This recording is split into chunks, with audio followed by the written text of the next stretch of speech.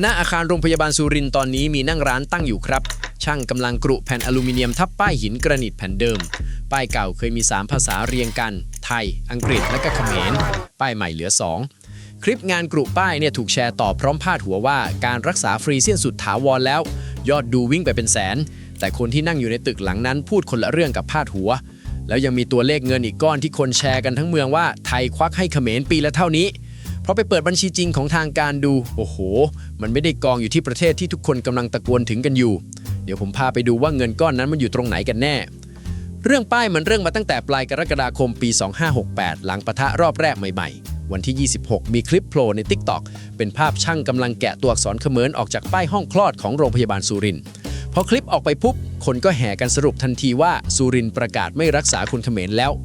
ทางศูนย์ตรวจสอบข่าวโคแฟกซ์ส่งคนไปดูของจริงถึงหน้างานต้นเดือนสิงหาคมปรากฏว่าป้ายห้องคลอดเหลือไทยกับอังกฤษจริงแต่ป้ายแผนกอื่นๆในตึกเดียวกันยังเป็น3ภาษาครบอยู่เลยส่วนที่โรงพยาบาลบัวเชษฐ์อำเภอเดียวกันนั้นเจ้าหน้าที่ลงมือแกะอักษรเขมรออกเองในวันที่1สิงหาคมแล้วบอกตรงๆว่าทำเพราะไม่พอใจที่ฝั่งโน้นยิงเข้าใส่พื้นที่พลเรือนโรงเรียนบัวเชษฐ์วิทยาก็ทำตามแล้วมาเดือนนี้ป้ายหน้าอาคารใหญ่ของโรงพยาบาลสุรินทร์ก็ถูกกรุใหม่ทั้งแผงคำกล่าวที่คนถามกันมากที่สุดคือป้ายหายไปเนี่ยแปลว่าคนไข้เขมรหมดสิทธิ์เดินเข้าโรงพยาบาลไทยแล้วใช่ไหม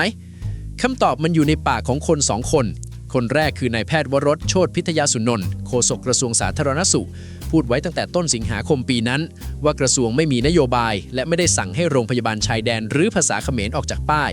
ส่วนอีกคนคือนายแพทย์ชวามัยสืบนุการผู้อำนวยการโรงพยาบาลสุรินทร์ยืนยันว่าโรงพยาบาลในสุรินทร์ยังรักษาคนไข้กัมพูชาตามหลักมนุษยธรรมและจรรยาบรรณวิชาชีพ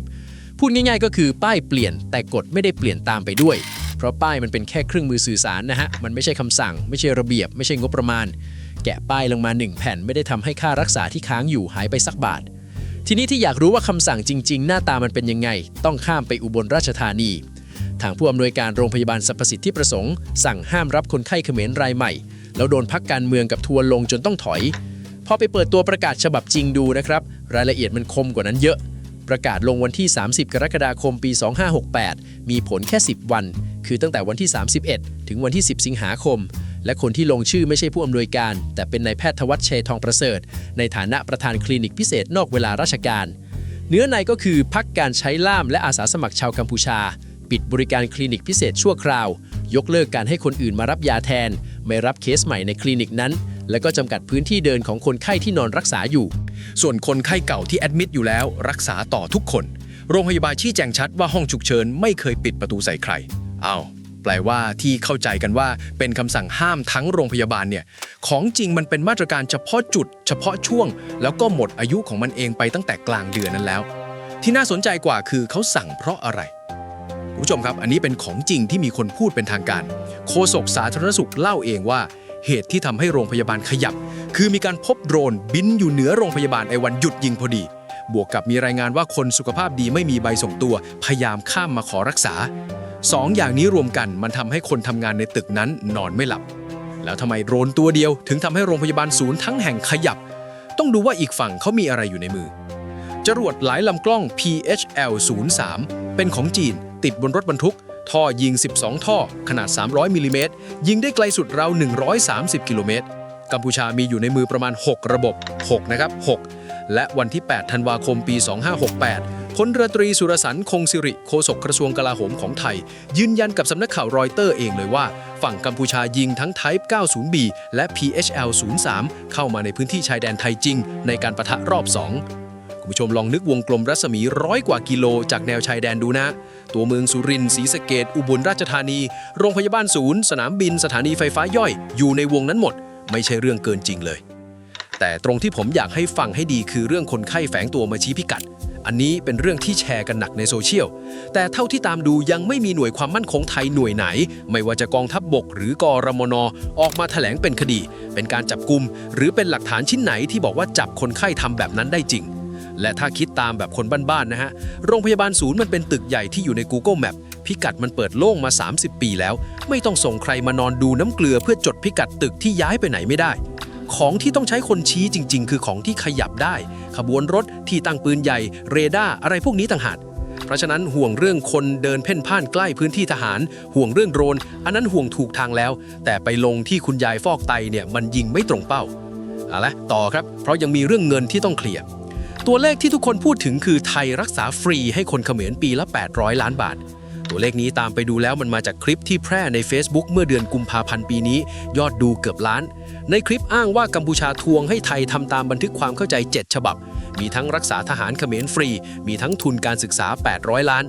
ทางไทย PBS Verify ตามไปไล่ดูในระบบงบประมาณแผ่นดินแล้วบอกว่าไม่เจอก้อนไหนที่ตั้งไว้ให้กัมพูชาประเทศเดียวแบบนั้นเลยแล้วของจริงมันเท่าไหร่ล่ะสภาพัฒน์เคยเปิดตัวเลขปี 2567 ไว้ว่าค่ารักษาคนต่างชาติที่เก็บเงินไม่ได้ตามแนวชายแดนไทยทุกด้านรวมกันอยู่ที่ 2,300 กว่าล้านบาทในก้อนนั้นเป็นของฝั่งกัมพูชา277 ล้านบาทคิดเป็นราว 12% จากการเข้ารับบริการประมาณ 160,000 ครั้ง277 ล้านนะครับไม่ใช่800 ล้านแล้วก้อนใหญ่ที่สุดอยู่ไหนอยู่ฝั่งเมียนนาครับ 1,800 ล้านคิดเป็น 76% ของทั้งหมดนี่แหละคือของที่ผมค้างไว้ตั้งแต่ต้นเงินก้อนที่คนเถียงกันหน้าดำหน้าแดงมันไม่ได้กองอยู่ที่ประเทศที่คนกำลังตะโกนถึงทีนี้ลองเอามาวางเทียบกับเรื่องขาดดุลงบประมาณดูนะฮะร่างงบปี 2570 ที่ผ่านวาระแรกไปเมื่อวันที่ 1 กรกฎาคมปีนี้ด้วยคะแนน288ต่อ119วงเงิน 3,788,000 ล้านบาทรายได้ที่คาดว่าจะเก็บได้3ล้านล้านขาดอยู่ 788,000 ล้านบาทคุณผู้ชมเห็นภาพไหมฮะเลข2ตัวนี้มันหน้าตาคล้ายกันจนคนเอามาปนกันได้ง่ายมากแต่1คือหลักร้อยล้านอีกอันคือหลักแสนล้านห่างกันเป็นพันเท่าค่ารักษาที่เก็บไม่ได้จากฝั่งเขมรทั้งปีเนี่ยเทียบแล้วมันคือเศษที่ปัดทิ้งตอนทำบัญชีเลยครับพูดตรงๆคือถ้าจะแก้ขาดดุล 700,000 กว่าล้านแล้วไปเริ่มที่ตรงนี้มันไม่ขยับหรอกแต่เดี๋ยวก่อนห้ามสรุปว่าเรื่องนี้ไม่สำคัญนะฮะเพราะเงินก้อนนี้มันไม่ได้หายจากงบกลางของประเทศมันหายจากกระเป๋าของโรงพยาบาลชายแดนแต่ละแห่งโดยตรงโรงพยาบาลรักษาไปแล้วเก็บเงินไม่ได้ก็ต้องกลืนไว้ในงบดำเนินงานของตัวเองแปลว่าเงินที่ควรได้ไปซื้อเครื่องมือไปจ้างคนไปดูแลคนไข้ไทยในจังหวัดนั้นมันหดลงคนที่เจ็บจริงคือตัวโรงพยาบาลกับคนไข้ไทยที่ต้องรอคิวยาวขึ้น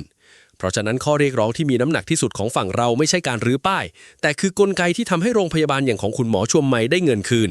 ไม่ว่าจะจากกองทุนกลางจากการเก็บล่วงหน้าหรือจากการบังคับทำประกันก่อนข้ามแดนอันนี้เถียงกันได้ยาวแต่มันแก้ที่ตัวปัญหาจริงส่วนอีกด้านหนึ่งที่มีคนบอกว่าไทยเป็นม้าอารีเพราะแบกเรื่องเรียนฟรี15 ปีให้เด็กเขมรด้วยอันนี้ต้องพูดกันตรงๆว่านโยบายเรียนฟรีของไทยเราเขียนของเราเองว่าครอบคลุมเด็กทุกคนที่อยู่บนแผ่นดินไทยไม่ว่าสัญชาติไหนมันไม่ใช่ข้อผูกมัดที่ใครมาบังคับใครอยากแก้ก็ต้องไปแก้ที่มติของเราเองไม่ใช่ที่ป้ายหน้าตึกข้ามมาที่ฝั่งโน้นบ้างเพราะคำพูดที่คนไทยจำได้ขึ้นใจคือประโยคของฮุนเซนที่ว่าไทยจะปิดด่านไป100 ปี500 ปีก็เชิญกัมพูชาไม่ล่มสลายแกพูดทำนองนี้ไว้หลายรอบทั้งกลางที่ประชุมสงฆ์แล้วช่วงปลายกันยายนแล้วก็มาโพสต์ Facebook ย้ำอีกทีต้นพฤศจิกายนปี 2565ตอนที่ฝั่งไทยเริ่มมีการพูดถึงเรื่องเปิดด่านแกบอกว่าจะเปิดหรือไม่เปิดเป็นเรื่องของไทยฝ่ายเดียวเขมรไม่ขอพูดแข็งดีครับแต่ตัวเลขที่กระทรวงท่องเที่ยวของเขาเปิดเองมันไม่ค่อยแข็งตาม5 เดือนแรกของปีนี้นักท่องเที่ยวต่างชาติเข้ากัมพูชา 1,500,000 คนจากปีก่อนเกือบ3 ล้านหายไปเกือบครึ่งแต่ตัวที่ผมอยากให้ฟังคือแยกเฉพาะคนไทยจาก 850,000 กว่าคนเหลือ 32,000 กว่าคนหายไป 96% ครับ